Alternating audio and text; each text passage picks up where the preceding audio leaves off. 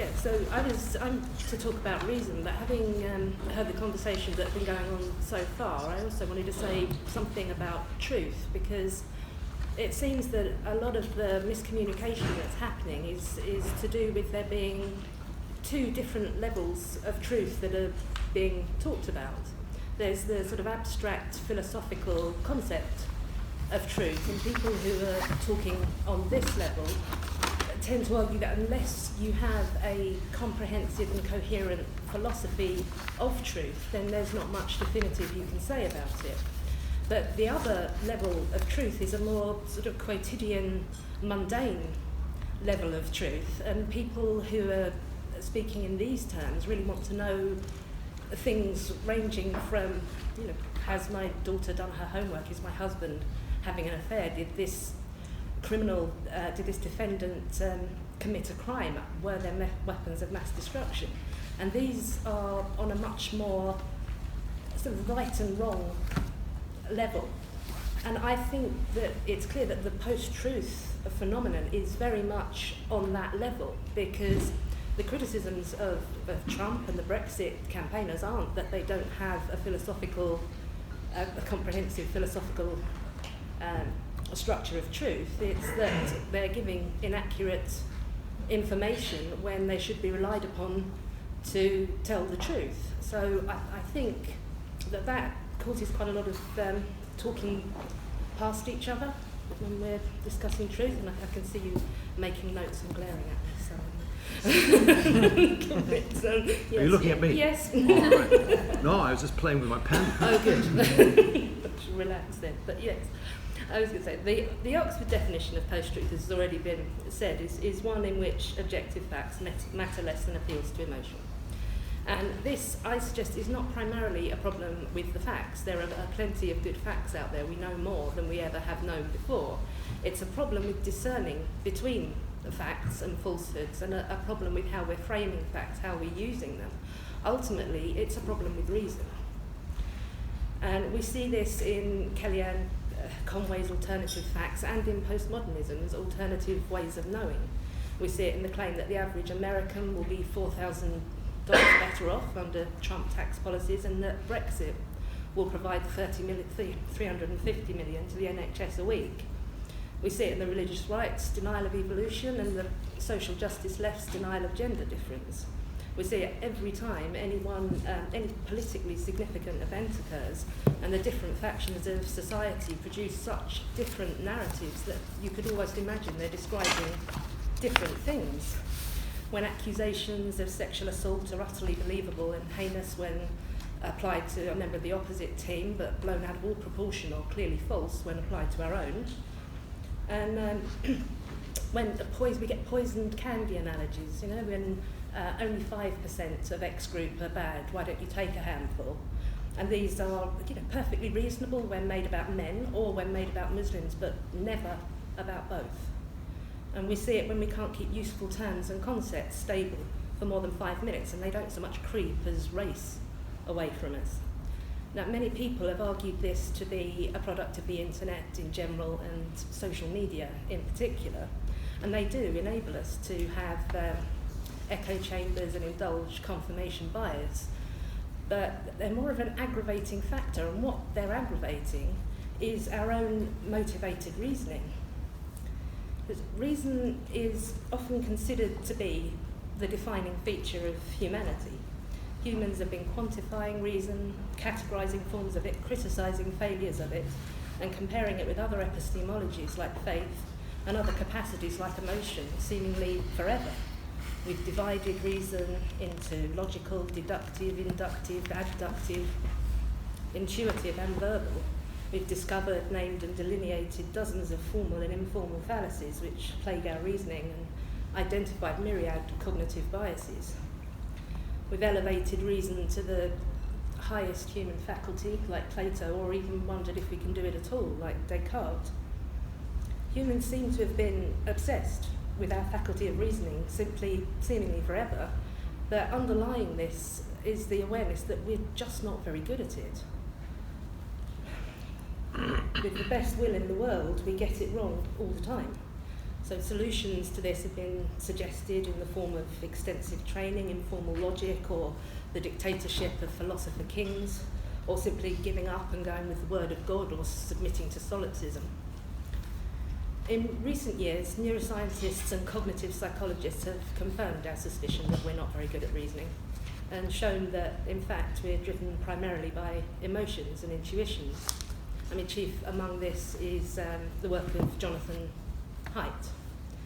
And he points out our intuitions evolved first, and when our language developed to a stage in which we could use reasoning, the brain didn't simply hand over the controls to that higher function.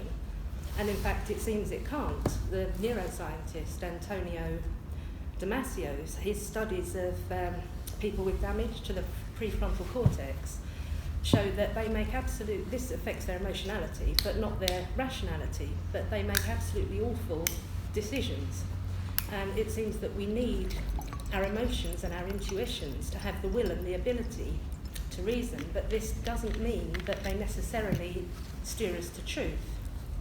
Because our reasoning evolved to help us maximise the benefits of our intuitions, but most often this means rationalising and justifying what the intuitions make us want to do. Haidt uses the symbolism of an elephant to depict the intuitions and the rider to depict the reasoning.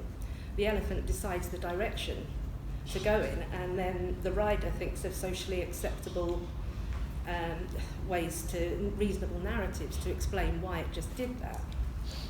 And then the higher the IQ of the rider, then the more sophisticated and plausible the explanation, but it still is in service of the elephant, of its own elephant. It's no better at all in reasoning outside the own narrative. And what we have, Haidt tells us, is not an inner scientist, but an inner lawyer. It's particularly difficult to change our minds. The psychiatrist Carl Menninger showed that our primitive areas of our brains reward us when we have existing beliefs confirmed, but they react to contradictory ideas in the same way as to dangers. He said the powerful dorsolateral prefrontal cortex can override these more primitive brain centres and assert reason and logic, but it's slow to act and requires a great deal of determination and effort to do so. Hence, it is fundamentally unnatural and uncomfortable to change our minds, and this is reflected in the way our brains work. In the modern era, gradually, there started to be set up systems to overcome our own flawed reasoning. It became to express ideas contrary to one's society's core narratives began not to drastically reduce your chances of survival in this time. And reasoned arguments became sort of not only tolerated but required in the realms of knowledge production. The key was in finding a way to reduce the impact of our emotionally driven, motivated reasoning. The emergence of what Jonathan Rauch dubbed liberal science. The diversity of belief, thought, opinion, experience is a fact, like it or not, he said. Harness it and you have the engine that generates knowledge. He defined a sceptical and an empirical rule. The sceptical rule, no one gets the final say. You may claim that a statement is established as knowledge only if it can be debunked in principle, and only insofar as it withstands attempts to debunk it. The empirical rule, no one has personal authority. You may claim that a statement has been established as knowledge only insofar as the method used to check it gives the same results, regardless of the identity of the checker and regardless of the source of the statement. Jonathan Haidt would reach the same conclusion. Each individual reasoner, he said, is good at one thing, finding evidence to support the position he or she already holds. But if you put individuals together in the right way, such as some of them can disconfirm, use their own reasoning powers to disconfirm the claims of others, and there is a common bond and there is an understanding that this is what you're there for, then you can create a group that ends up producing good reasoning as an emergent property of the social system. And this is why it's so important to have intellectual and ideological diversity. In this way, the good ideas win out and the bad get marginalised. There is a strong tendency now to see this account of the Enlightenment, of the emergence of secular liberal democracy, as embarrassingly naive. We are meant to be cynical and scoff at the myth of the Enlightenment progress, but by almost any measure we can possibly imagine, poverty, disease, technology, infant mortality, life expectancy, human rights, equality, society has progressed considerably, and it has done so using this process of knowledge production. The postmodernists got this wrong. For Foucault, it is meaningless to speak in the name of or against reason, truth, or knowledge. For Lyotard, a paralogy of legitimation was needed. This is a wide variety of epistemologies that are rational in nature. And Robert Eaglestone, in his recent defence of postmodernism, argued that we use as default the metaphysics of correspondence, by which he means we believe things if there is physical evidence for them. Postmodernists will often tell us that our thinking is too reliant on science, expertise and facts, and that we close ourselves off to other ways of knowing and personal and cultural perspectives and narratives. I think this is precisely backwards. Science and rationality are not the accepted default for Westerners. We do not automatically try to distinguish between fact and fiction, knowledge and opinion. We blur them constantly. What conscientious attempts at objectively distinguishing between what is known and what is believed is hard. It goes against our nature, and it takes work to maintain. The postmodern left blurs this, and so does the pre-modern right. Whether it's the Christian right citing religious narratives to be taken above reason and evidence, or the Muslim right formulating prophetic apocalyptic type narratives. And then we have the extreme libertarian right and left. I think the libertarian left is stronger in the UK. Sometimes Americans look at me a bit bewildered when I talk about the libertarian left, but they take Hayek's distrust of rationality to an extreme where they just dismiss expertise on principle. And then we have the more sort of sophisticated Jordan Peterson approach, which nevertheless elevates the effective reality of the mythic world and pragmatism above what can be established to be true, provisionally at least. We have kind of ended up with Lyotard's plurality of legitimation, but rather than opening up our world, it's closed us off in tribal enclaves, and the divides are getting harder to cross. Because we are in a post-truth phase where objective facts are not the standard, narratives are. And it was all too easy to get here because this is what humans do when the expectation that they will make sense and have evidence is lifted. And what is the solution to this? On the most fundamental level, we need to restore an expectation that truth claims will have evidence and a reasoned argument to be taken seriously. Some people have suggested the solution is to teach critical thinking, logic and formal reason in schools and universities and consistently evaluate work by this measure. Critics of this idea have dismissed it as a return to naive modernism or a rigid neo-positivism or a idealised liberalism. This was an accusation James and I faced when we wrote our manifesto against the enemies of modernity, in which we urged people to stop polarising around the left and the right and internalising the faulty narratives of their own side, because they saw that as the only way to defend against the more dangerous faulty narratives of the other side. And we asked people to unify around the values of the Enlightenment, around science, reason, liberty and strong institutions. We were accused of wanting to go backwards, or at least remain still and uphold the status quo. The latter claim is not entirely unjustified.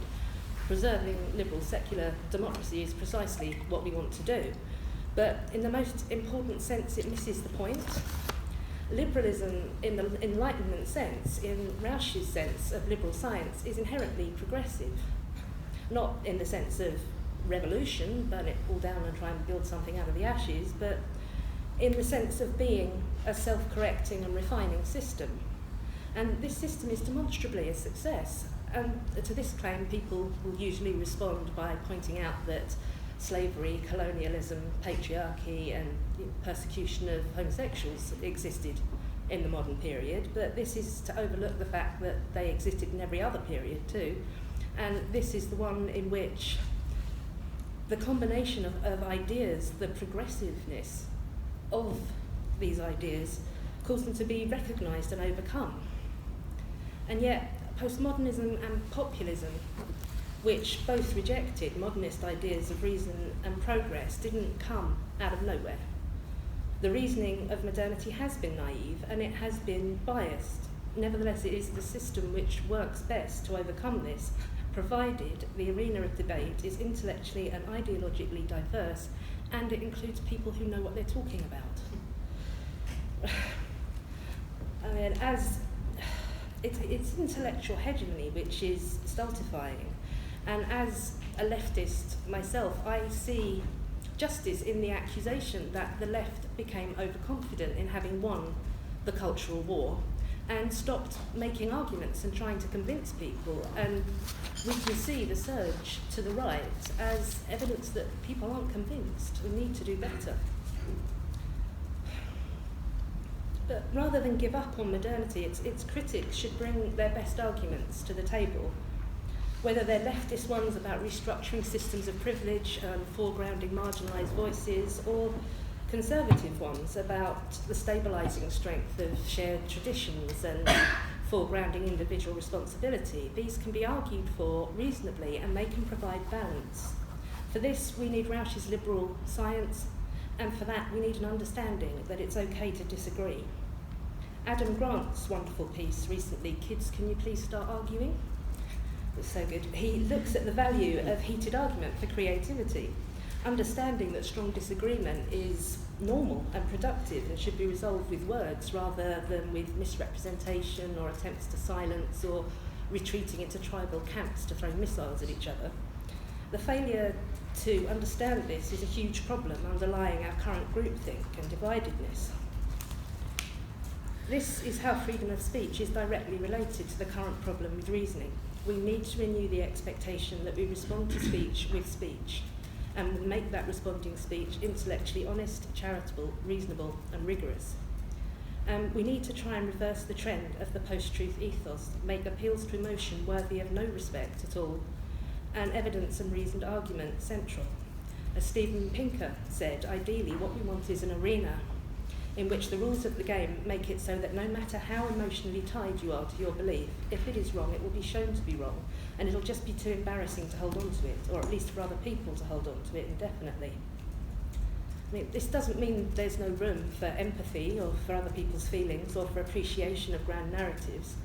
Postmodernism was, to a large extent, an attempt to appreciate a wider range of human experience, particularly that of marginalised groups. But it was cynical and fragmented and superficial. So a common criticism of postmodernism is that it fails to appreciate the human need for grand narratives, for large overarching explanations that provide unity and purpose and satisfaction. To resolve both these problems, meta-modernism has been suggested. And Luke Turner, in his manifesto about meta-modernism, called for an end to the inertia resulting from a century of modernist ideological naivety and the cynical insincerity of its antonymous bastard child. An approach that would appreciate meta-narratives at the same time as remaining somewhat sceptical of them. However, his approach was to oscillate between the two like a pendulum, and I think that feels a little chaotic. Matthew D'Ancona, in his new book on post-truth, suggests a more integrated combination of reason and based on evidence and our love of grand narratives. For most of human history, he tells us, shared mythologies and tribal stories have done more to explain human behaviour than the cool assessment of verifiable evidence. We see people acting on this need of for cohesive narratives right now. D'Ancona himself looked at the energy and the unifying power produced by this in the American Tea Party and in the Corbynite left. He refers to the work of Arlie Russell Hochschild, who studied the deep story of underlying the Make America Great Again narrative. It says a deep story is a feels as if story. It's the story feelings tell. It removes judgment, it removes facts, it tells us how things feel. For them, it is a story of injustice, which closely mirrors that which we see in the far-left narratives of patriarchy and white supremacy and heteronormativity. But I would argue the best example can be found in the astounding influence of Jordan Peterson's storytelling, which combines biblical mythology with Jungian archetypes. This seems to appeal not only to conservative Christians, but to liberals and centrists and atheists and skeptics. And it crosses the boundaries because Peterson's stories resonate with people sick of the dark, shame-filled ugliness of far-left narratives, but also repulsed by the paranoid conspiratorial ugliness of the far-right narratives. It provides something that feels noble and powerful and good. Peterson's most ardent admirers message me a lot because they really, really want me to see that we're allies, because we both criticise postmodernism. And the word they use most often is hope. They have personal accounts of feeling strengthened and empowered by Peterson's emotive stories and his positive, inspiring archetypes. But I get it, but I don't think this is the solution, because people aren't actually archetypes and emotionally resonant narratives aren't actually truth, and I think that matters. Nevertheless, the need for inspiring narratives is clear, and D'Ancona points out that the search for truth itself has a mythic element, and he argues that we should wrap facts in stories that speak to normal human concerns and assert reality in the form of inspiring narratives, and do it with panache. This sounds like a form of meta-modernism, but rather than oscillating between factual reasoning and the need for emotionally resonant narratives, it attempts to harmonise them. It makes truth and reason the source and the inspiration for the narrative. Rationality plus imagination and innovation, D'Ancona tells us, is the way forwards. This is very similar to what James and I intended when we wrote our manifesto. The very word manifesto is one of energy and purpose, intended to promote unity and a common goal. We too argued against seeing the current situation in terms of left versus right, but reframing the issue by its most pressing problem, the loss of reason, objective truth, democratic liberalism and respect for expertise. We urged all defenders of those values to defend them against those who would tear them down. We are the majority, and we can do this if we agree that this is what we need to do. If we return to Haidt's analogy of the elephant and the rider, we find this fully compatible. The elephant of intuition, Haidt tells us, may not listen to its rationalist rider if it attempts to object, but it's very easily steered by other friendly elephants. If you want to change people's minds, you've got to talk to their elephants. We need to wrap facts in narratives that speak to common concerns and build energy and support for them. We have to learn to argue with passion and persuasion, but also with empathy and without enmity. We have to be prepared to change our own minds, even as we attempt to change others. We all have power to contribute to this, whether the platform we have is a lecture podium, a media publication, or a social media account. We need to change the zeitgeist, and we can. The question that I would put to everyone is, how can you reach out to people and inspire them? And how would you go about increasing the amount of civil reasons and productive debate in the world?